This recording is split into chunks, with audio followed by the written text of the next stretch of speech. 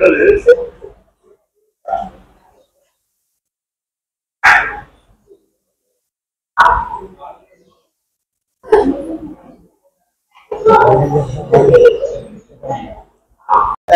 సీతారాం.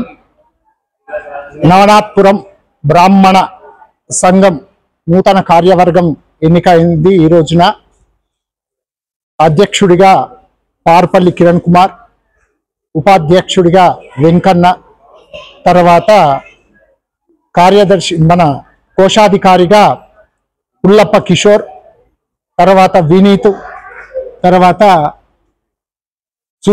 సుధీర్ శర్మ, శంకర్రావు గారు, ఈ అందరూ, తర్వాత గౌరవ అధ్యక్షులుగా మాజీ అధ్యక్షులు సత్యం పంతులు, తర్వాత గోపన్న, వీళ్ళందరినీ ఎన్నుకోవడం జరిగింది. ఈ రోజున శుభదినముగా మేము సంతోషంగా మేము ప్రకటించుకుంటున్నాం. ఈ బ్రాహ్మణ అభివృద్ధికి మా కార్యవర్గము కృషి చేస్తుందని మీడియా ముఖంగా తెలియజేస్తున్నాం.